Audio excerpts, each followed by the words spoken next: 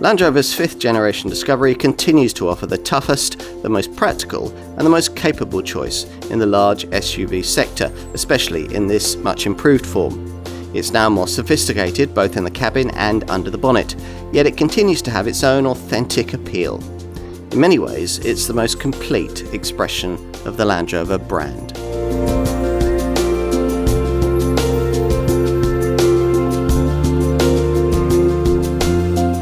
In over 3 decades on sale, nothing else has quite replicated the Land Rover Discovery's blend of off-road capability, luxury and family practicality.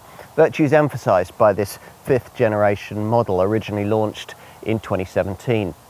The new era Land Rover Defender, though, offers much of this as well at a similar price point. Rivals have upped their game, which is why in late 2020 the Solihull maker brought us a substantially revised version of the Discovery 5, the car that we're going to look at here. Without the Discovery model line, it's doubtful whether the Land Rover brand would even exist today. Launched back in 1989, the original version merely bolted more spacious bodywork onto an ageing Range Rover chassis. But the sales that this and the subsequent updated Discovery 2 design managed to generate were considerable. Enough to save the company and finance development of a properly sophisticated Discovery model, the 3rd generation car launched back in 2004. Thanks to its double chassis and air-suspended integrated body frame technology, this contender was able to match decent tarmac driving dynamics to Land Rover's legendary off-road prowess, and customers loved it. So much so that the brand kept the same basic design for the Discovery 4 model of 2009, which added in a smarter cabin and more effective engine wear. When the time came to create the 5th generation version of this SUV though, this car, it was clear that a fresh direction would be needed. And that's what we got, the familiar body shape giving way to this sleeker silhouette that borrowed much from the smaller Discovery Sport model. What lay beneath the curvier panel work was even more significant. The old heavy-duty body-on-frame architecture of the previous designs replaced by the more car-like aluminium monocoque used by modern-era large Range Rovers. All of this represented welcome evolution, but rivals still felt more sophisticated in terms of media connectivity and what lay beneath the bonnet. If you'd previously dismissed the Discovery for either of those reasons, you need to look again now, because with this facelifted model, things are very different. A range of new straight-six mild hybrid petrol and diesel engines headline the changes, while inside the cabin gains the brand's latest Pivi Pro infotainment technology with its 11.4-inch screen. Suspensional and handling updates better prepare this car for the tarmac territory it'll be spending most of its time in. And of course, this smarter, safer model is still king of the hill when it comes to off-road prowess and towing ability. In short, if this car can deliver on its promises, it'll achieve its maker's stated objective, to produce nothing less than the ultimate family SUV, which all sounds quite promising. Time to put this car to the industry's most comprehensive test, the Car and Driving Review.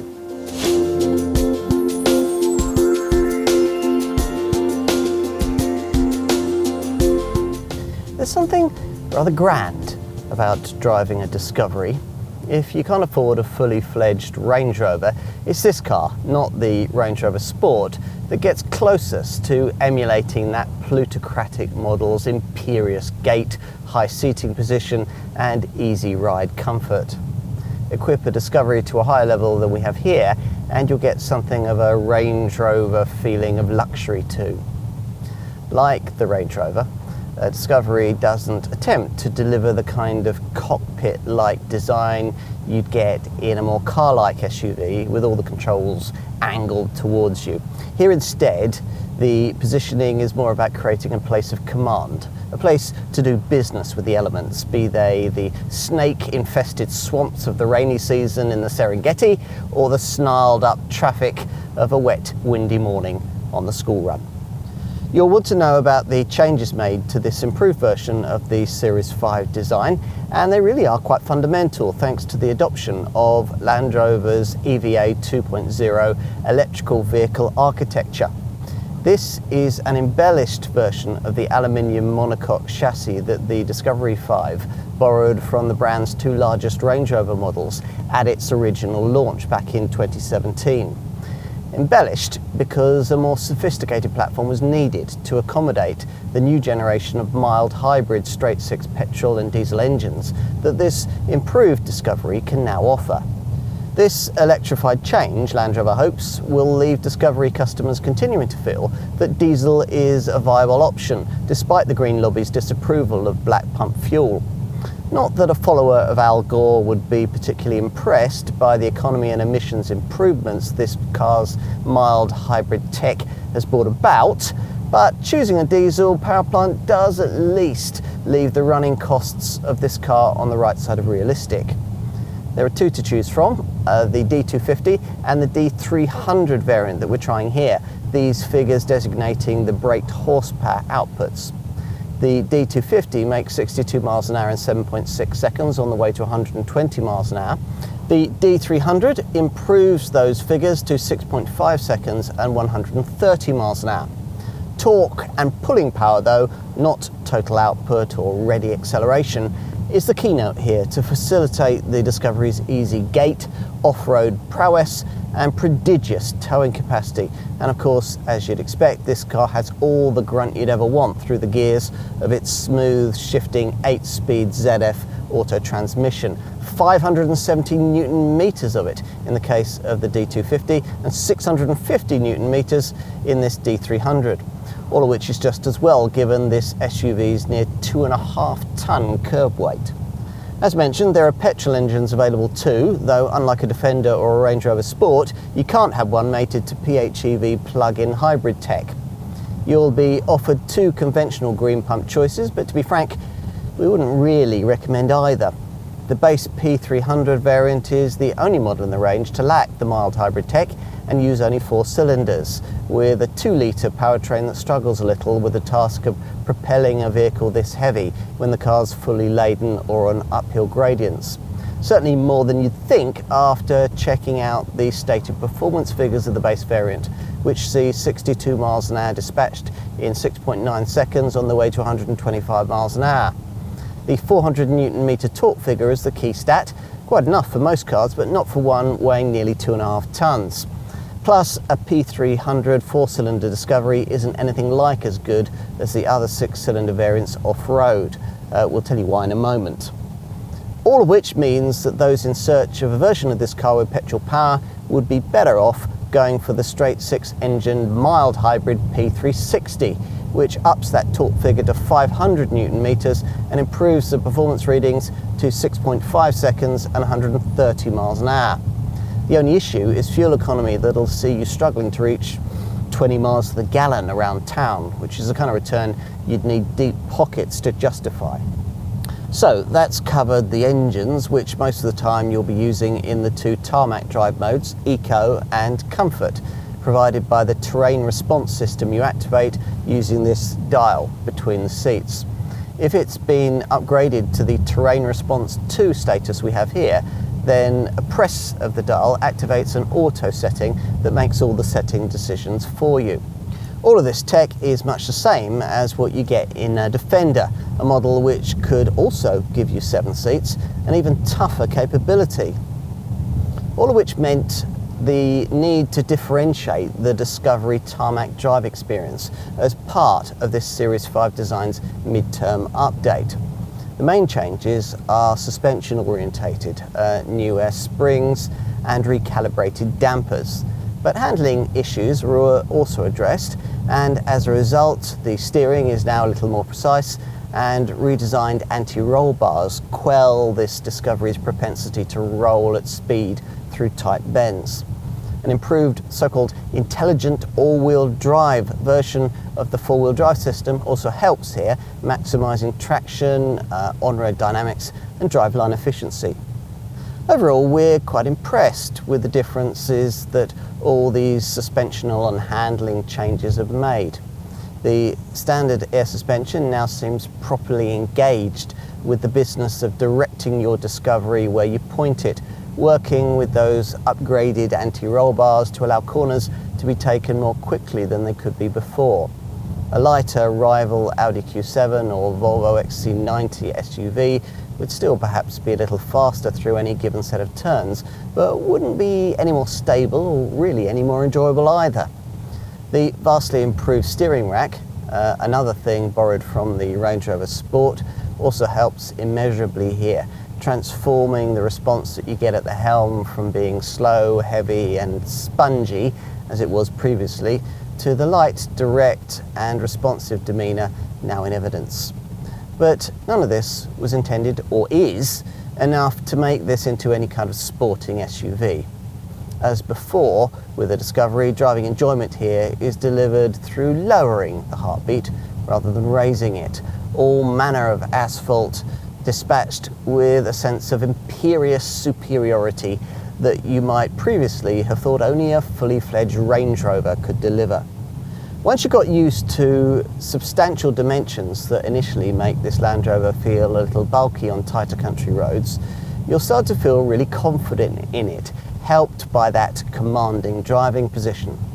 There's a heft and a substance to everything a Discovery does that imbues real confidence, especially when you're towing, something you may well have chosen this car to do because it offers a class-leading 3.5-ton brake towing weight capability.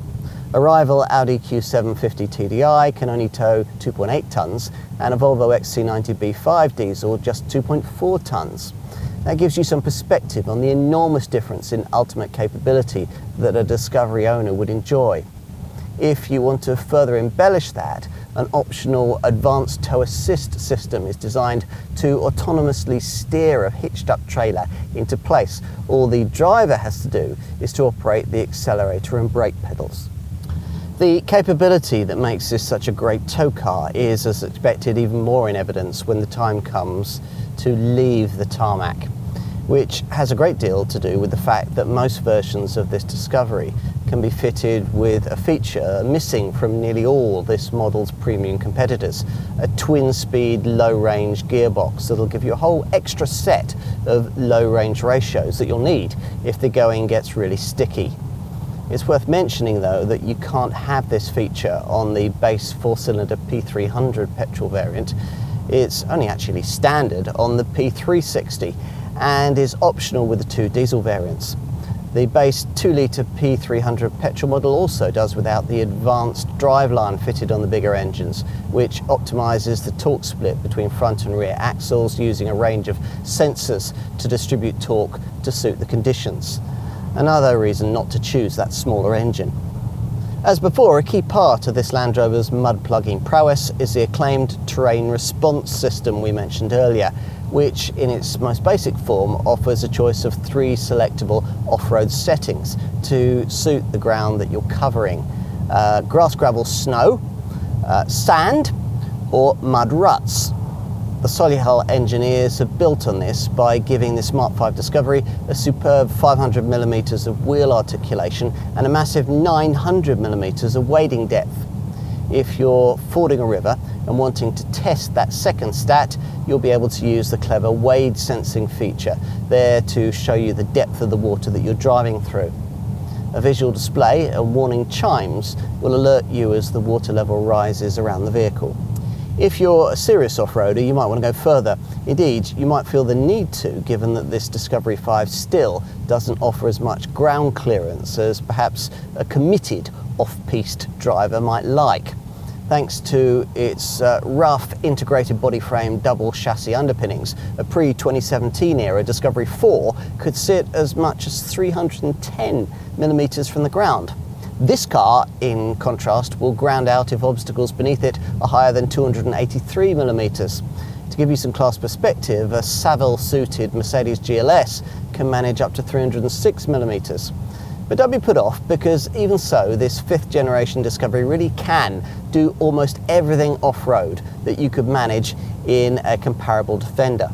Particularly if you specify the optional advanced off-road capability pack that we've been trying here, which adds a package of further key items. Our favourite element is the Terrain Response 2 system, which, as its name suggests, is an upgraded version of the Terrain Response setup mentioned earlier. It works in the same way, but adds an extra rock crawl setting and, more importantly, a really useful auto mode.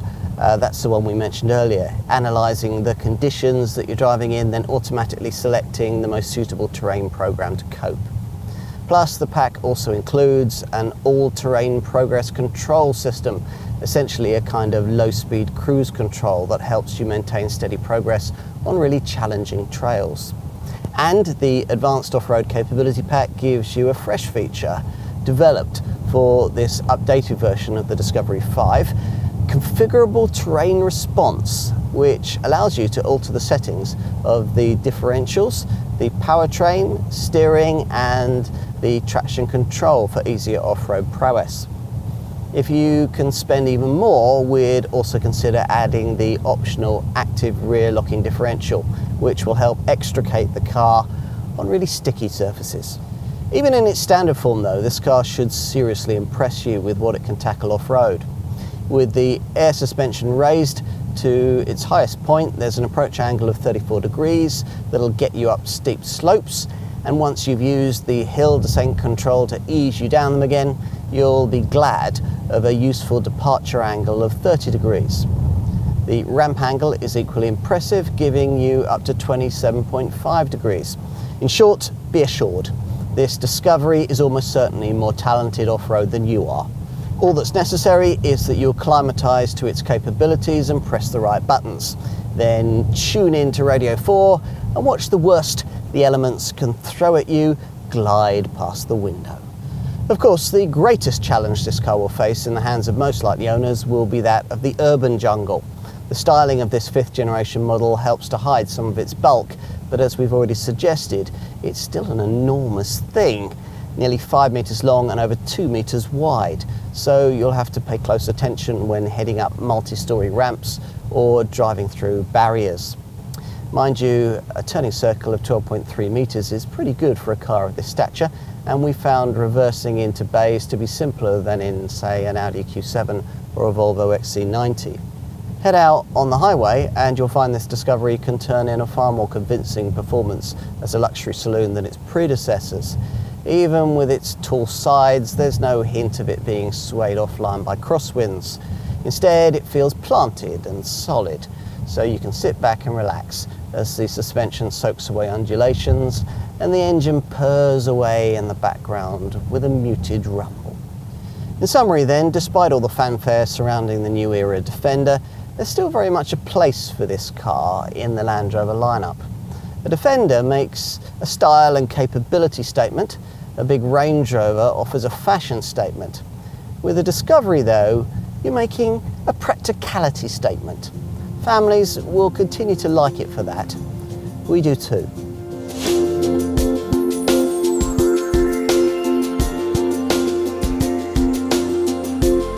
You might not necessarily immediately appreciate that this was an evolved version of the 5th generation Discovery, but if you knew anything at all about this Land Rover model line, you'd certainly recognise it as a Discovery. Key design cues familiar from previous generation designs, the clamshell bonnet, the stepped roof and the distinctive C-pillars see to that. This Mark V car though pushed its look a bit more upmarket and does so a little further with this midterm update thanks to redesigned LED headlights with animated indicators and a more distinctive daytime running light signature. Otherwise things are much as they were before. So the windscreen is quite angled, unlike the boxy Discoveries of old.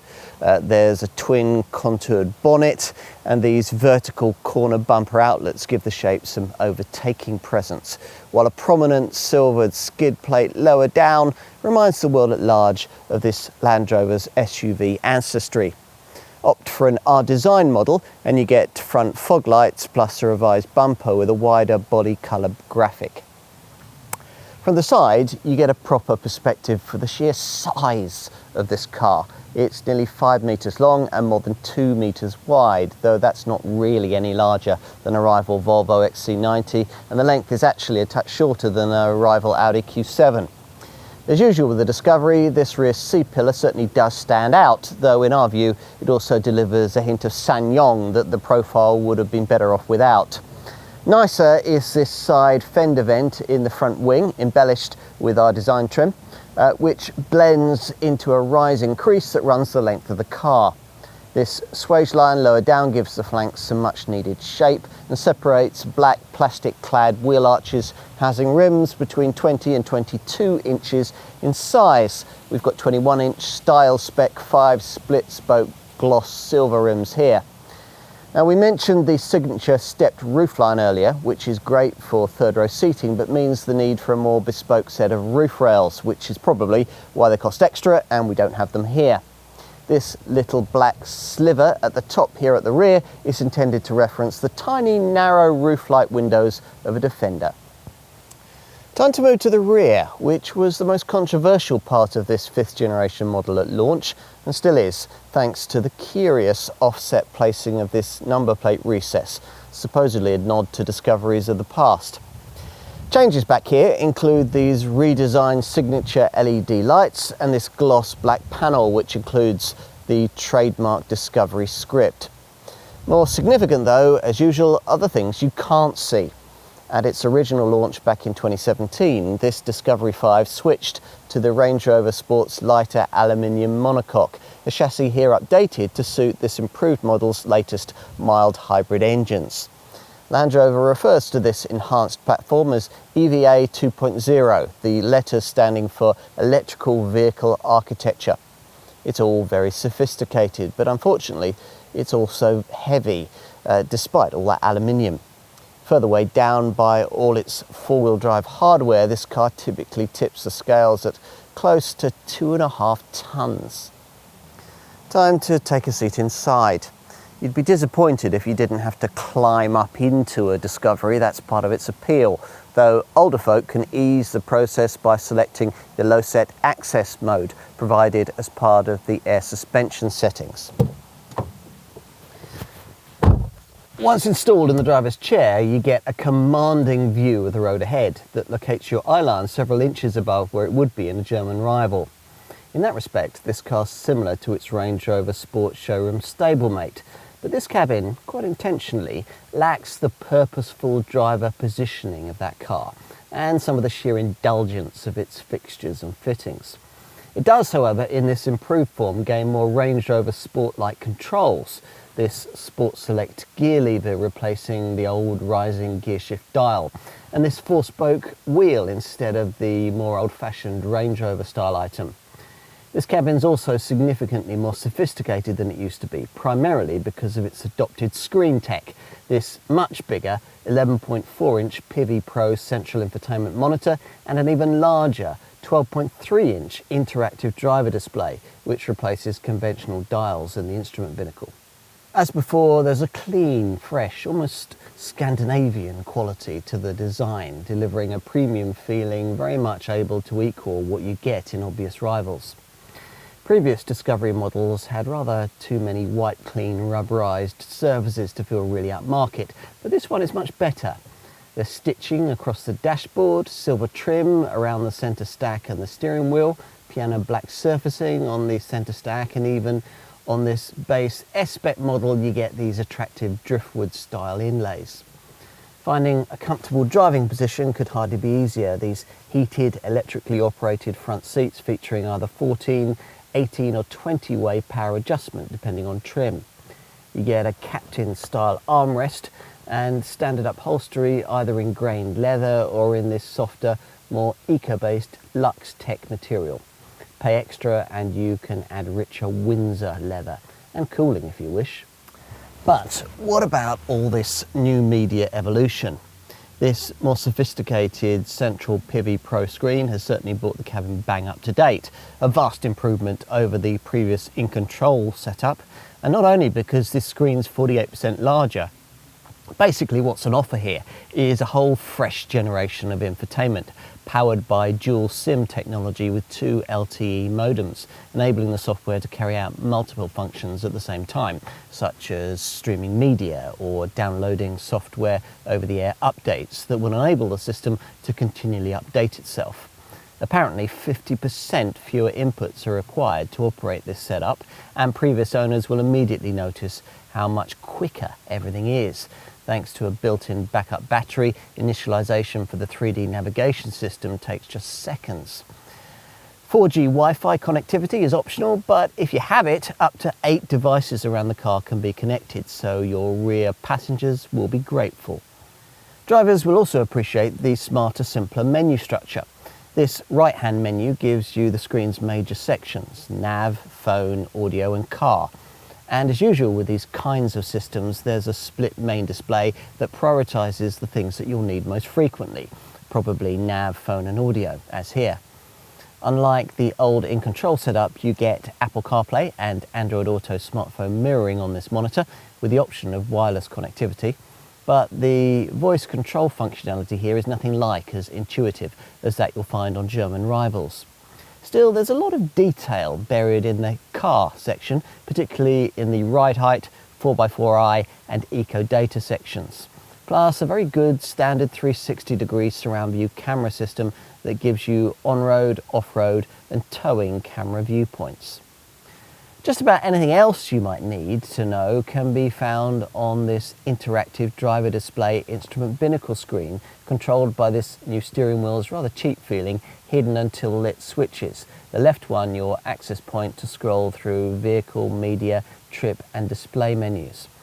This binnacle's TFT monitor isn't quite as customizable as the virtual cockpit display in a rival Audi Q7, but it does offer a choice of single or twin dial formats, or you can choose one with almost full screen mapping, or go for a layout prioritizing either media or driver assistance functions.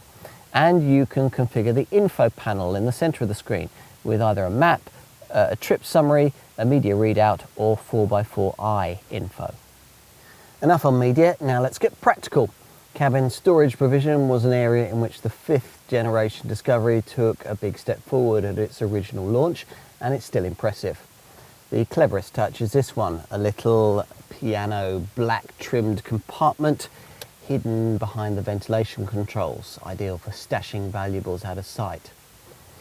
You might also be impressed by the fact that there are separate upper and lower glove boxes. The upper one has a 12-volt socket, though unfortunately its lid won't stay open. An overhead sunglasses compartment has been forgotten, and this small open cubby by the driver's right knee isn't good for much. But you get this decently sized storage area at the bottom of the centre stack, incorporating a cubby, a USB-C port and an optional wireless charging mat. And there's plenty on the lower centre console between the seats. Sliding back this cover next to the redesigned gear stick reveals a couple of cup holders, which in turn slide back to reveal a deep compartment beneath. For the back is this deep lidded box. When you lift its lid, you'll find USB A and C ports, plus a useful lift-out tray, beneath which is a deep compartment capable of holding up to 4 iPads. Or if you want to put drinks or snacks down here, you can specify this area to be refrigerated. You also get a curry hook in the passenger footwell for your Friday night takeaway. There are also decently sized door bins, each capable of holding a 1 litre bottle. And you'll find ticket clips in the sun visors. What else? These chunky ventilation controls are designed so that they can be easily used when wearing gloves, and you push each one for fan speed. Forward visibility is excellent, thanks not only to the commanding driving position but also to the large windows. Your rearward view, unfortunately, as usual with 7-seaters, is heavily compromised when all 3 seating rows are in place, so it's disappointing that Land Rover doesn't offer here the little roof camera that in an Evoque projects the image onto the rear view mirror. Still, that 3D surround view camera system helps you out here, plus there are of course parking sensors fitted all around the car as standard. The head-up display is optional, and Land Rover has added the option of a sophisticated cabin air ionisation system which uses advanced filters to reduce the level of allergens, toxins and harmful particulates in the cabin. Right, let's move rearwards. In many ways, the further back you go, the more spacious this Discovery becomes by class standards, something that's immediately obvious once you pull back this wide opening door and take a seat in the second row. Now, though this middle compartment can't quite match the roomy feel you get in a rival Volvo XC90, there's 960mm of legroom. So it's significantly more spacious than the longer Audi Q7 can manage to be. This low centre transmission tunnel also makes it more viable for the transport of 3 fully grown adults who get ports for almost every conceivable kind of media connectivity. There's both USB-A and USB-C ports, plus a 12-volt socket, and click and go 5-volt attachment points on the front seat backs so that you can attach tablets and the like. Each seat can manually slide back and forth, and you can electrically recline the backrests too. These second row seats have been redesigned for this improved version of the Discovery 5, now featuring improved lateral support, longer, thicker cushions and better profiling. All of it intended to enhance under-thigh support and improve occupant posture. In another change, the vents for second row passengers have now been more conventionally positioned in the centre, having been moved from the B-pillars, which now, as a result, have been left with these curious open cubbies that aren't much good for anything. Another fairly useless cubby features by the centre vents, a space that would be used for the 3 or 4 zone climate control panel if this particular car had that feature. There are also seat back pockets, overhead reading lights and stout handles on the B-pillars so that you can hold on if the driver gets a bit too enthusiastic off-road. You also get coat hooks in the overhead grab handles, Isofix child seat fastenings on the outer seats, and the doors with their neat little round speakers feature decently sized bins. Time to take a seat in the third row. Now, it's impossible to imagine a Discovery without a third seating row, but that's what we would have had if the design team had incorporated the plug-in hybrid powertrain that Land Rover offers as an option on its other models, which is why PHEV tech is lacking as an option for Discovery folk. Thanks to the fact that the previously optional powered rear seat package for the middle row is now standard across the range, you might reasonably expect this outer second row chair to glide out of the way without any sort of huffing and puffing on your part. In actual fact though, the electric assistance only applies to this seat backrest. You actually have to push the seat base forward yourself and back again afterwards. And once you've moved the middle seat out of the way, well, you'd think that a total body length just a fraction under 5 meters would make access to the very rear relatively straightforward, but as you can see, it's certainly not that easy to get to the third row chairs.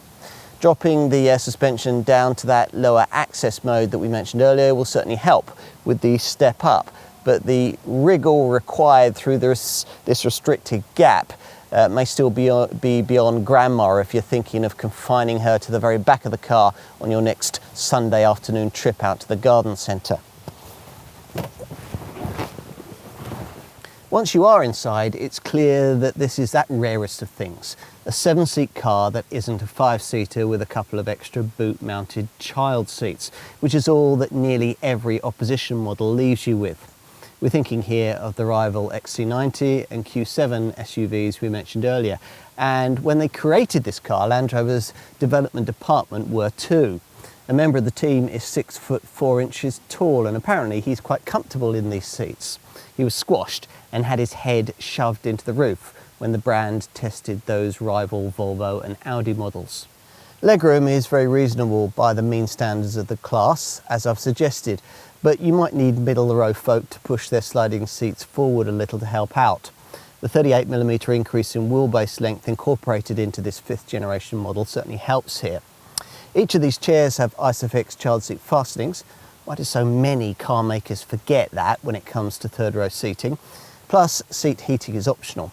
In addition, both occupants are provided with their own vents, cup holders, LED lights and individual lidded storage areas fitted with USB ports. And it helps that these rear side windows fitted out with heating elements are of a reasonable size. Let's finish by taking a look at the boot. At the time of the original launch of this 5th generation Discovery model back in 2017, there was a lot of fuss made about Land Rover having dispensed with this model line's trademark split opening rear tailgate, mainly voiced by people who'd forgotten that the original first generation Discovery didn't feature one of those either. Fortunately, buyers of this latest version aren't offered the awful heavy side hinge door that owners of that old car were stuck with, but instead are given a plastic hatch featuring the power operation and optional foot gesture control that for us has largely justified the switch in design this time round. In theory, you even get to keep the previous split folding arrangement's tailgate picnic style functionality, thanks to this welcome electrically deployable seat panel. Land Rover calls it a powered inner tailgate. In practice, this rather meanly proportioned bench is a bit narrow for a picnic perch, but it is ideal if you want somewhere to sit when you're pulling on your Wellingtons. And apparently it can take up to 300 kilograms, which will be good news for portlier owners. When you power it back up, it helps secure luggage in place. There won't be much of that, mind you, at least when the third row chairs are in place, in which configuration the Discovery offers 258 litres of cargo capacity, which is a bit less than you get from some comparable rivals when all the seats are up. Still, there's a helpful small underfloor compartment, pull-out sidewall bag hooks, LED lights on both sides and on the inner part of the tailgate, a 12-volt socket on the left, and the brilliantly useful extra functionality of being able to drop the air suspension down at the back to more easily get heavy items in. You'll immediately need to get familiar with this mildly confusing looking switch panel on the left-hand cargo bay sidewall. Now, this incorporates buttons for the air suspension lowering and powered inner tailgate features just mentioned, plus also, in this case, one for the optional electrically extending tow bar. The other buttons provided deal with seat retraction or erection. If this car had the optional third row electrical activation system, there'd be a couple of extra switches in this space here. You don't have to use this panel for powered seat functionality. Electric rear seat activation can also be operated via the Centre Dash Pivi Pro screen. Or for ultimate supermarket car park theatre, an intelligent seat fold system, optional on most models, allows you to flatten or raise all the seats in just 14 seconds using an app on your smartphone. Here we'll need to drop these two third row chairs into the floor using these provided straps, at which point a huge 1,137 litres of capacity will be freed up. It's not quite a class-leading figure, but it's enough for up to 9 carry-on suitcases. An Audi Q7 can take 10, while a BMW X7 from the next class up can swallow 11 with 5 seats in use. Still, what's available here should be more than enough for most needs, and thanks to the 40-20-40 split second row seat back of this improved Discovery 5, you can now push longer items like skis through into the cabin without disturbing a couple of middle row passengers. If you do need more space, you can power the middle chairs forward, a lengthy process that takes 14 seconds, much longer than it would have taken to do the job manually in the original version of this 5th generation model. By the way, if you're worried about the potentially rather dangerous combination of power folding seats and young children, you need to know that the seats include weight sensors, and that means that they won't fold if someone's sitting on them. Once everything's flat, you're left with a vast and pretty flat cargo area with more than 2 meters of load length and 2,391 litres of total capacity. That's the best part of 500 litres more than you get in a Q7 or an XC90, an enormous difference. Securing hooks in the floor help you make the most of it.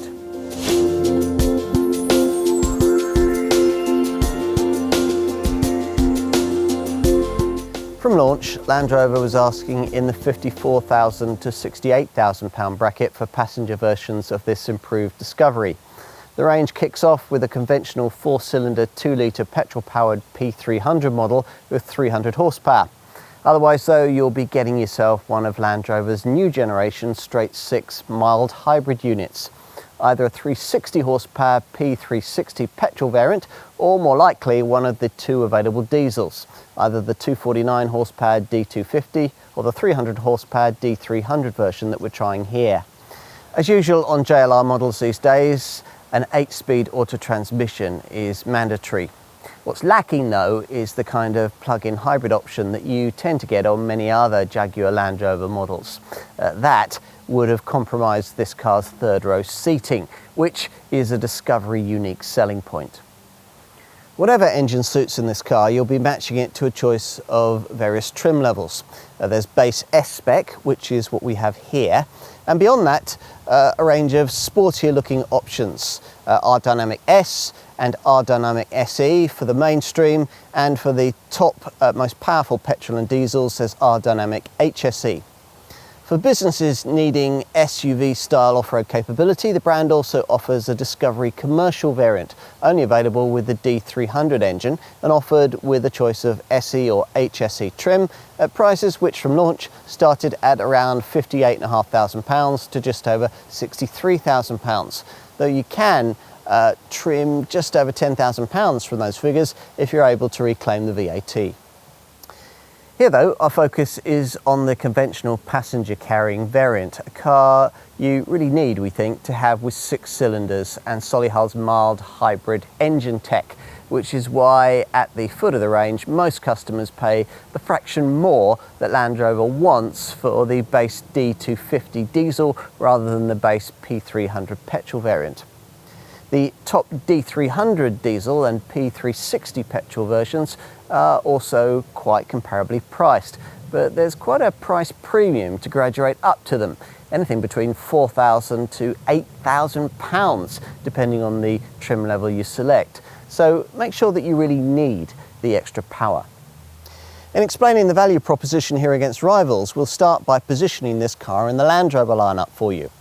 The Solihull brand's most comparably priced Range Rover model, that's the Range Rover Velar, is a smaller car with only 5 seats. So the most obvious competitor here, you'd think, would be a Land Rover Defender 110, which has much of the same engineering as a Discovery, but unlike a Disco, can be had with PHEV plug-in tech. The two cars are quite similarly priced with the base D250 and P300 engines, but with this top D300 MHEV diesel unit, a Discovery can be over £5,000 cheaper. A difference large enough to be significant, particularly as a Discovery is slightly better specified.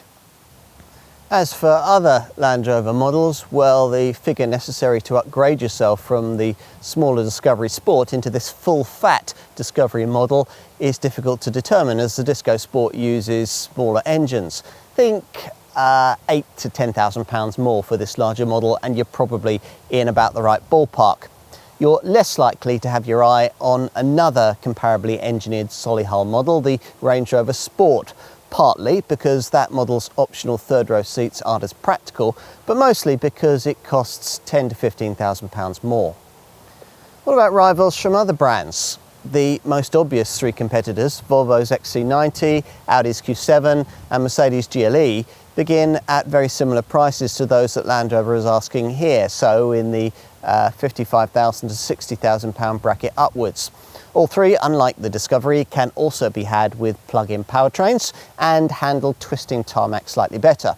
But a Discovery has a roomier third row, a more spacious boot, a better towing capability and more off-road capability. In our experience, those last 2 attributes can only really be completely matched in this class by a Toyota Land Cruiser, which in comparably spec'd Invincible trim also costs about the same as an entry-level Discovery, but feels far cruder to drive and will cost you much more to run. Possibly a better option, we think, would be the Jeep Grand Cherokee, which in long wheelbase form is now available with 3 seating rows, but that SUV lacks this Land Rover's ultimate levels of practicality. Everything else that you could reasonably consider in this segment, quite frankly, won't hold a candle to this Land Rover when it comes to off-road prowess or towing capability. If something of this car's size and capability is really what you need, you certainly shouldn't be distracted by 7-seat SUVs that compete more directly with the smaller Discovery Sport. Models like Skoda's Kodiaq, Seat's Tarraco, Volkswagen's Tiguan Allspace, the DS7 Crossback and the SsangYong Rexton. They're all based on the platform engineering of smaller mid-sized crossovers. Not the same thing at all. Closer, but not quite close enough to this Discovery size are two Korean models, Kia's Sorento and Hyundai Santa Fe. Think around 45,000 for a comparably equipped version of one of those. What else? Well, the Toyota Motor Corporation fields a couple of self-charging hybrid models in this class. The Toyota Highlander, priced from around £50,000, and the Lexus RXL, which costs around the same as a Discovery, but neither of those two are really engineered for life away from the bitumen, and both are rather cramped in the third row. The same is true of BMW's X5, which can be fitted with rather cramped third row seating as an option. Still, at least these models can have a third row, unlike other large SUVs in this class like Volkswagen's Touareg and Porsche's Cayenne. If, having considered all of this, you conclude that it is this Land Rover you really want, then you're going to need to know just how generous the brand has been with standard spec. Well, you shouldn't be disappointed. As you'd probably expect, every variant gets full-time four-wheel drive and that 8-speed automatic gearbox that we mentioned earlier. Plus, with all Discoveries, you get 7 seats and air suspension with adaptive dynamics, adaptive damping. There's also Land Rover's acclaimed terrain response system. That's there to offer a choice of selectable settings to suit the type of ground that you're travelling on. And a clever wade sensing feature that provides depth information when driving through water. All Discoveries with 6-cylinder engines feature an advanced driveline which optimises the torque split between front and rear axles, using a range of sensors to distribute torque to suit the conditions. Plus, this improved model's latest intelligent all-wheel drive system maximises traction, on-road dynamics and driveline efficiency. Now, talking of all-wheel drive, the key thing that separates this car from most of its rivals and most mainstream versions of the pricier Range Rover Sport is the proper off-road orientated twin-speed low-range transfer box that can be fitted to 6-cylinder models, though it's only actually standard on the P360 petrol variant. You'll want to have this feature, which equips this SUV for really gnarly off-road expeditions you'll picture yourself taking, but probably never will. It'd be great for a boggy car park though. Beyond that, you're certainly going to need some guidance in choosing the right specification and options for your car. So let's now get into looking at what the various trim levels provide. Now, even this base S spec gives you big 20-inch style 5-split spoke gloss silver alloy wheels, full LED headlights, LED tail lamps, a heated windscreen, power folding door mirrors, cruise control and keyless entry. And there's a 3D surround view camera which uses 5 digital cameras, providing an almost complete 360-degree view of the outside of the car, the kind of feature that would only be an extra or limited to plush specification with obvious rivals. As part of this, you get the brand's clever ClearSight ground view technology, providing drivers with a view of the obscured ground directly beneath the front of the vehicle, using the central touchscreen and a combination of forward-facing cameras. This clever feature is the realisation of Land Rover's futuristic transparent bonnet concept and supports the driver when negotiating steep off-road inclines or hidden urban obstacles. Now, talking of cameras, there's a wide range of camera safety features fitted as standard across the Discovery range. We'll brief you on those in a moment. And as a Discovery owner, you can also tick off provision of a reduced section spare wheel, a parametric alarm and 12 months of subscription to a secure tracker system that'll locate your car if it's stolen. Inside, with base S spec, you get a 12.3-inch interactive driver display screen to replace the usual dials, along with leather seat facings. Though here we've got the no-cost option of more eco-friendly Lux Tech upholstery, combined with suede cloth. The front seats are 14-way electrically operated and heated at this level in the range, plus they include captain-style armrests. You also get 2-zone climate control and auto headlamps and wipers. For the rear, there are click-and-go fitments so that you can attach tablets to the front seat backs, plus electrically retracting second row seats, an electrically operating rear hatch and a powered inner tailgate. That's a little ledge that retracts over the bumper so that you've got somewhere to sit when you're putting on your wellies. Infotainment's now taken care of by a much improved centre touchscreen, an 11.4-inch PIVI Pro infotainment monitor in the centre of the dash, your access point for the Apple CarPlay or Android Auto smartphone mirroring that the original version of this Mark V model lacked. Plus, you get an 8-speaker DAB sound system, Bluetooth and 3D navigation. The PIVI Pro system also includes an online pack with data plan. That's 12 months of data, so that you can enjoy your favourite music streaming from multiple sources, including Spotify, TuneIn and Deezer. PIVI Pro also comes with seamless connectivity, ensuring that your Discovery will stay up to date through over-the-air software updates. So you'll get into it one day and find it able to do something that it couldn't do the day before, which is rather cool. The PIVI Pro infotainment system works with a remote app that allows you to control all kinds of vehicle functions from your smartphone. You can preset navigation destinations, confirm your vehicle's location, check fuel levels and set the interior temperature, all before you open the car door. Along the way, intelligent rerouting can find you the best road to take, as well as updating parking availability, fuel price comparisons, cafe locations and traffic hotspots. Intelligent and intuitive, it seeks to learn your regular favourite routes so that the navigation system's smart voice guidance can make sure your favourite song won't be interrupted with unnecessary instructions.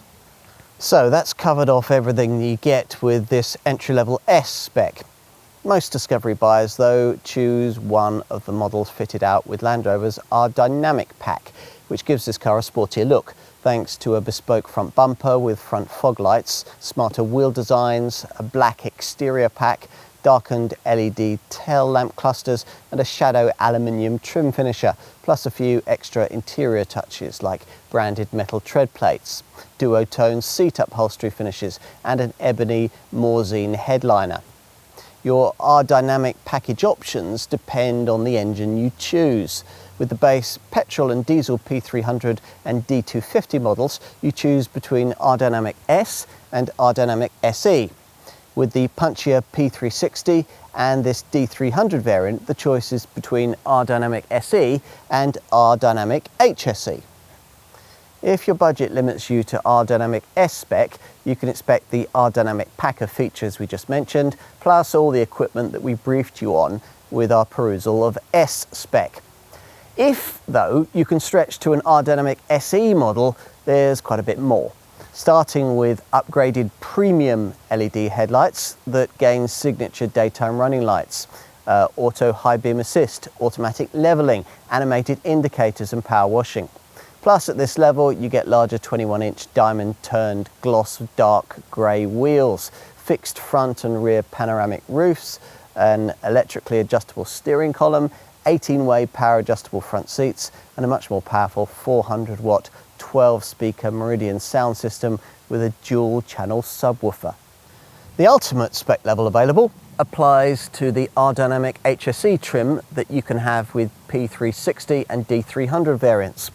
Here there are matrix LED headlights that intelligently react to weather and road conditions, plus larger 22-inch wheels, a powered gesture system for the tailgate, 20-way powered front seat adjustment, electric operation for the third row seat retraction, premium cabin lighting and an even more powerful 700-watt 14-speaker Meridian sound system. On to extra cost options. Most of the upper spec features just mentioned can be added into lesser models at extra cost, though as usual you'll be more limited in the additions that you can make to lesser derivatives. Before ticking the boxes for particular items, first have a look at the various optional packs your dealer will want to tell you about, which bundle together key items more cost effectively. The family pack is quite popular, giving you 4-zone climate control, privacy glass, a load space partition net, and if your Discovery doesn't have a sliding front sunroof and a fixed rear panoramic roof, you'll get those too. You might also want to consider the hot climate pack, which gives you a solar attenuating windscreen, a front center console cooler compartment, 4-zone climate control and a cabin air purification system. There's also an individual extra available across the range that we think all owners will want to look at specifying. The activity key, a useful thing to have as you can wear it like a watch, yet open and lock the car just by presenting it to the tailgate. The activity key available on this updated Discovery model is a second generation version featuring touchscreen controls and a digital watch. It's there to make easier the kind of outdoor pursuit, rough road lifestyle this car was designed for. And if you exercise the potential of that to the full, you might want to look at options that embellish this Discovery's off-road ability. This particular car has the optional Advanced Off-Road Capability Pack fitted, which gives you 4 features that can also be ordered separately. Now, first, there's the 2-speed transfer box that we mentioned earlier with its low range ratios, if your Discovery doesn't already have it. Plus, the pack gives you all-terrain progress control. Essentially, that's a kind of low-speed cruise control that helps you maintain steady progress off the beaten track. And configurable terrain response allows you to alter the settings of the differentials, the powertrain, steering, and the traction control for easier off-road prowess. Finally, there's the Terrain Response 2 package, which, as its name suggests, is an upgraded version of the Terrain Response setup mentioned earlier. It works in the same way, but adds an extra rock crawl setting and, more importantly, a really useful auto mode, which analyses the conditions that you're driving in, then automatically selects the most suitable terrain program to cope. Those are the 4 items of the Advanced Off-Road Capability Pack, but if you'll be regularly venturing to seriously desolate places off track, you'll additionally want to pay more for the active rear locking differential, which will supply extra traction in really boggy or slippery situations. There's also a wade mode, which applies the brakes automatically once you've finished deep water fording to restore full disc performance from the first time that you apply the brakes once back on tarmac. Another optional pack, the towing pack, also gives you all-terrain progress control and the Terrain Response 2 package, but pairs these features with elements tailored for Discovery owners who regularly hitch up. There's obviously a tow bar, electrically deployable, which is packaged up with automatic headlight levelling. That's if your Discovery doesn't already have it. Plus, Land Rover's Advanced Tow Assist system, which will be a massive help when you're hitched up and trying to park a trailer. With Advanced Tow Assist, images from a rear-facing camera are relayed to the central touchscreen, and the driver can manoeuvre using the Terrain Response 2 system's rotary controller. The system will then autonomously steer the trailer into place. All the driver has to do is to operate the accelerator and the brake pedals. What else might you want to look at? Well, you'll probably want roof rails.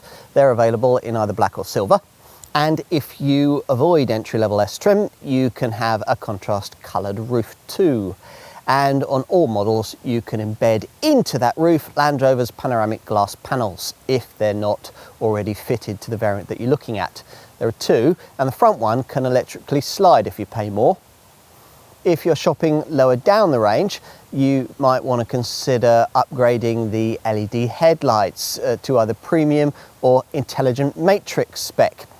You can also add animated directional indicators. Give some thought to the seats as well. On lower order models, you might want to upgrade to front chairs with 18 or 20-way adjustment, with or without memory settings. And if you opt for 20-way adjustment, you can have them cooled as well. Softer Windsor leather upholstery is also available. You can add heating and possibly also cooling to the second row seats. And it's possible to add heating to the third row seating as well, and an electrical retraction system that folds the third row seats into the floor at the push of a button. That last option is quite a useful one to have because it means that you can then make full use of Land Rover's much trumpeted intelligent seat fold system that enables you to fold all the rear seats using a smartphone app. We mentioned the hot climate pack earlier. If you want to specify individual extras to keep cabin temperature in check, you can tick specific boxes for privacy glass, a solar attenuating windscreen and cabin preconditioning. Plus there's a choice of either 3 or 4 zone climate control systems.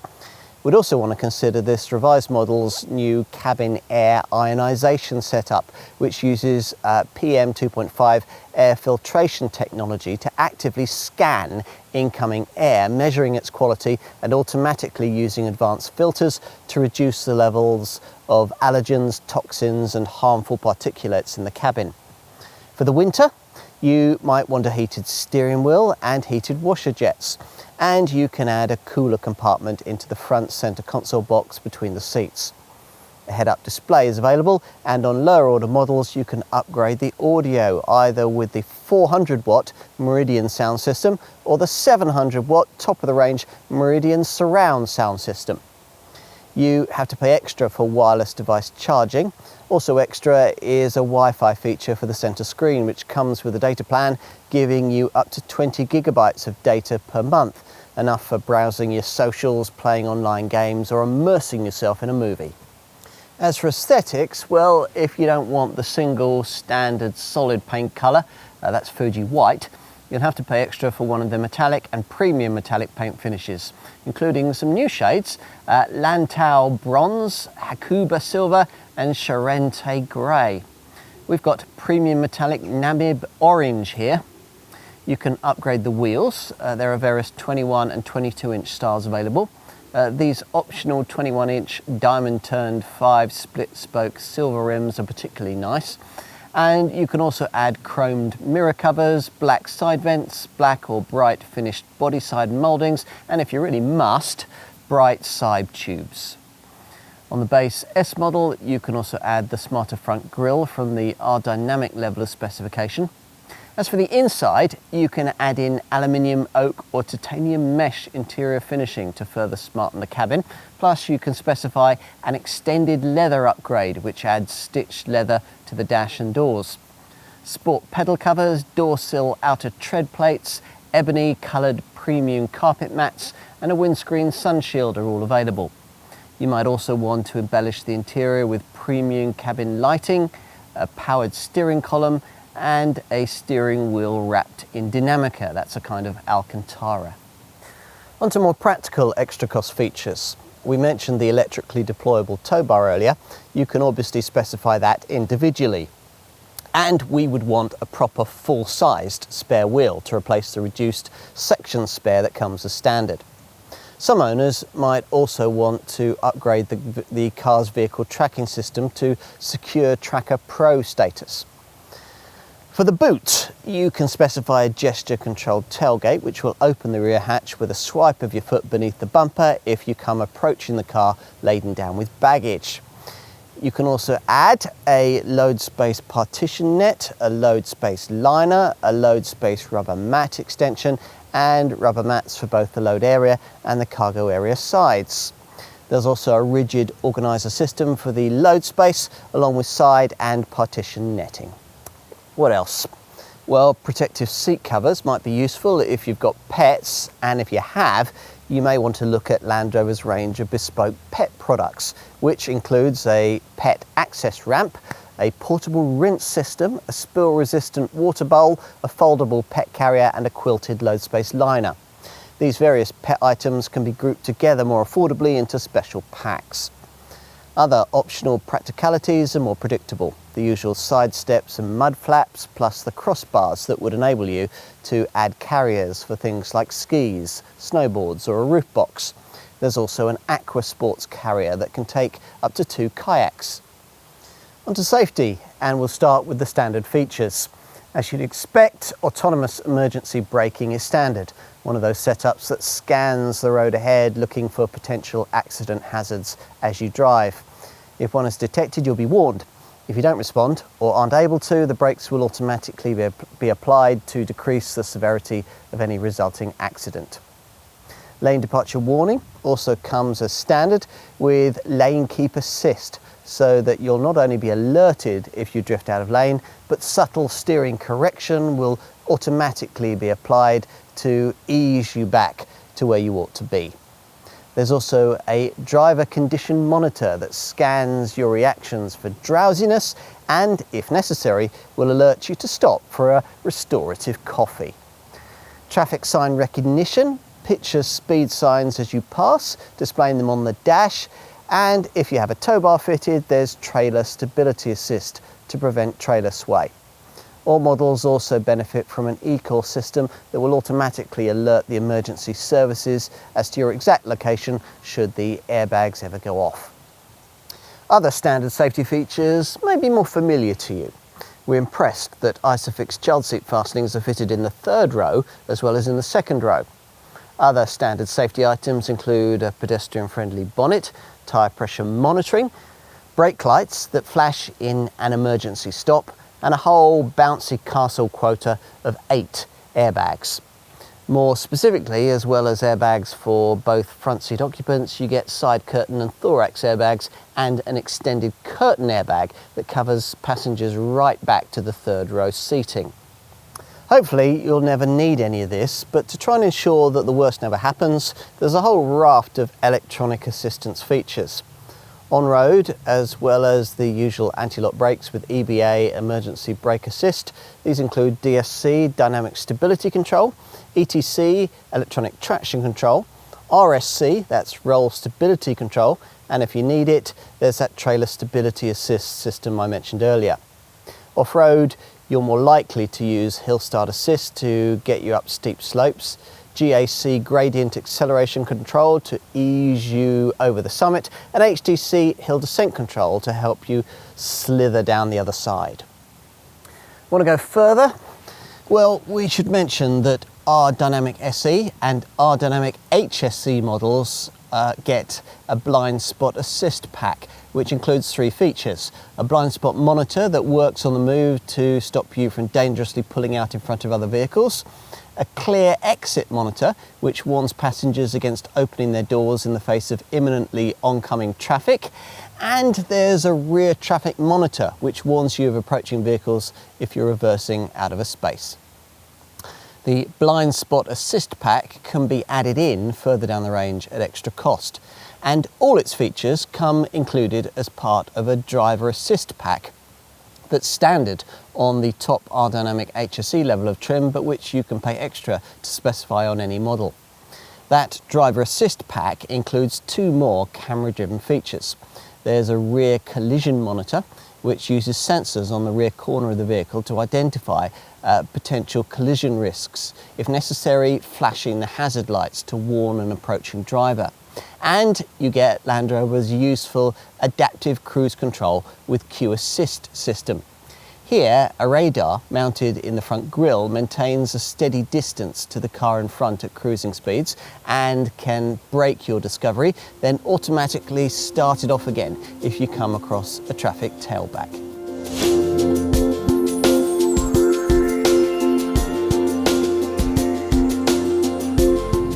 We're tempted to start this section by saying that it's impossible to get around the fact that this is a very heavy car. But that's patently untrue, because Land Rover has tried very hard to get around this issue, and it would be churlish for us not to recognise the extent of their efforts. In this regard, your dealer will be quick to talk about the benefits of the 48-volt mild hybrid electric vehicle technology that this improved Discovery's latest straight-six petrol and diesel Ingenium engines offer.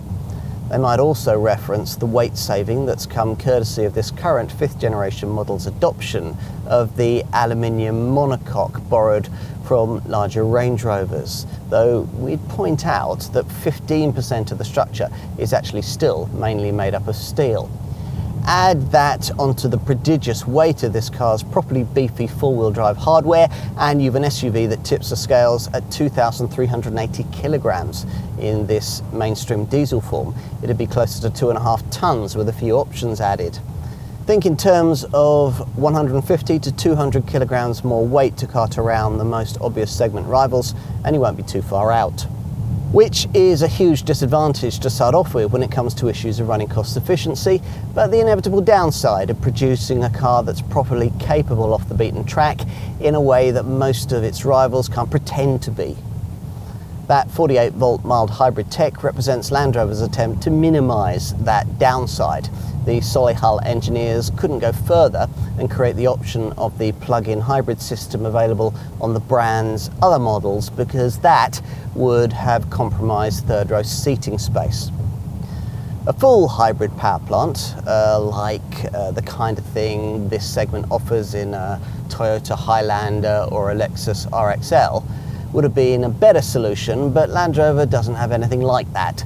So what we've got instead is the usual rather fudged mild hybrid compromise. In this case, the engine's conventional twin-scroll turbocharger works in conjunction with a 48-volt electric supercharger powered by a tiny battery. This setup very lightly assisting the engine in the mid-range and in its town driving start-stop mode. But there aren't enough lithium-ion cells to enable the car to ever run independently on battery-only power.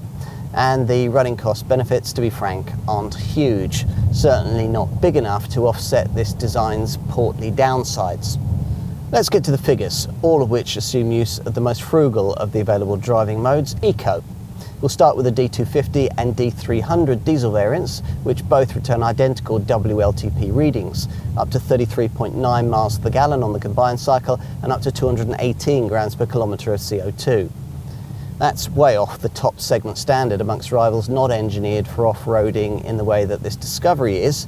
A mild hybrid Volvo XC90 B5 diesel, for instance, manages up to 40.9 miles per gallon and 180 grams per kilometre of CO2. But it's not much worse than an Audi Q750 TDI mild hybrid, 35.8 miles per gallon and 208 grams per kilometre.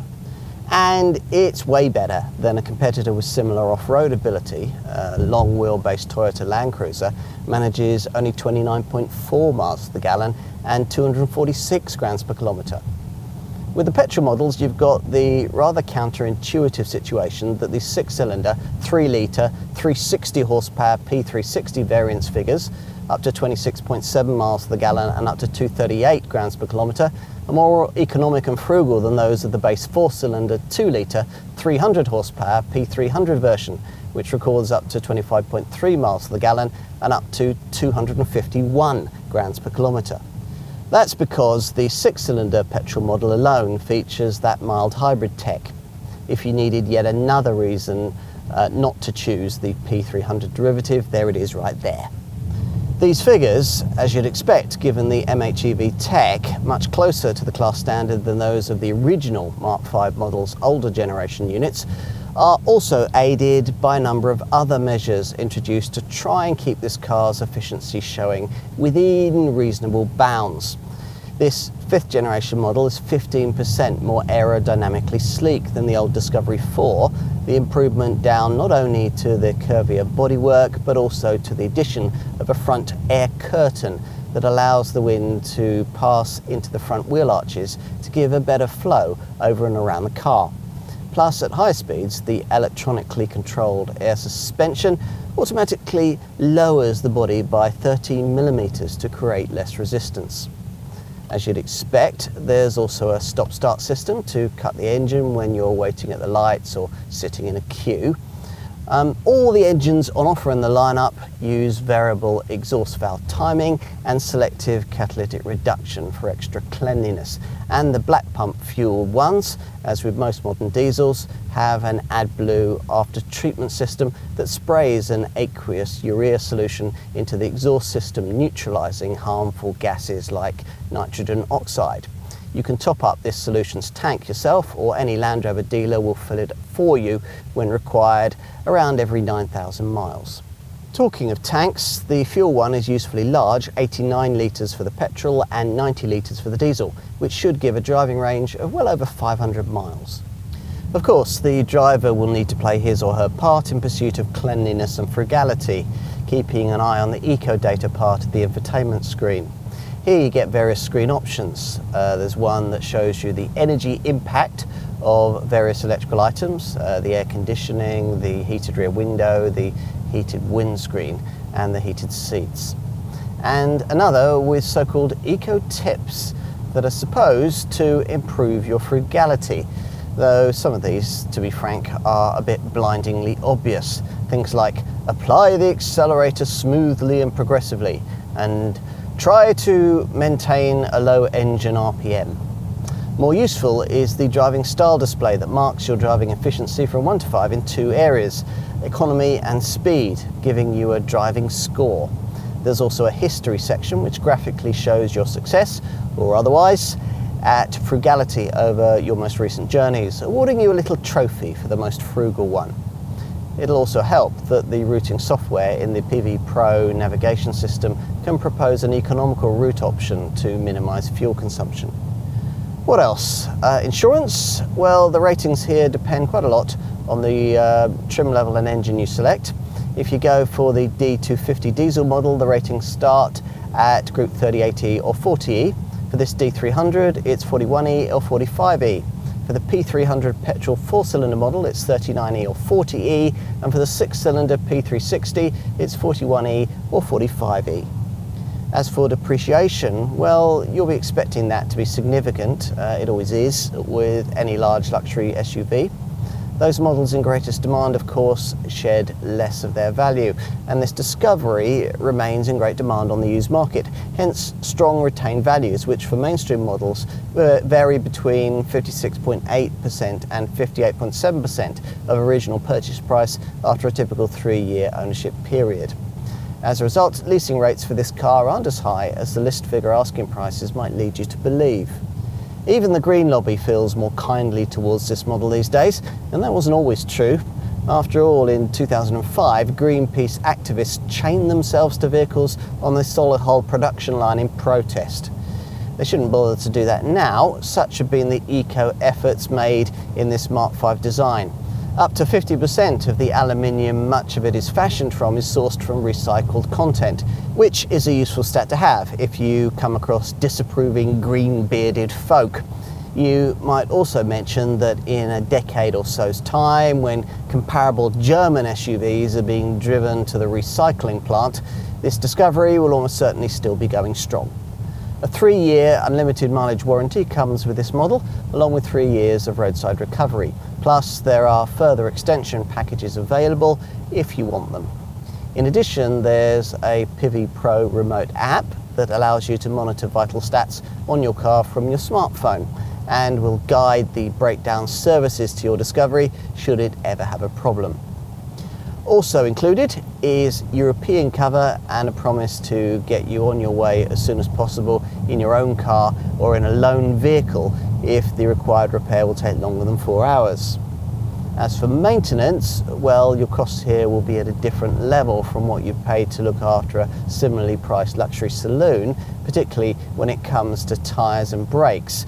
Budget accordingly. Having said that, a Discovery shouldn't cost any more to maintain than a comparable Audi Q7 or Volvo XC90. Routine servicing appointments can be up to 21,000 miles apart, though that figure could vary depending on how you use your car. If you want to budget ahead for garage visits, an optional advanced service plan pack will cover all maintenance for 5 years or 50,000 miles, for a price no more than the cost of a single full service on a rival Audi Q7. Worth knowing.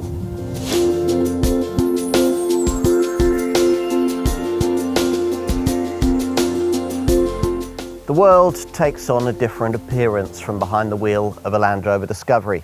It always did, and it still does.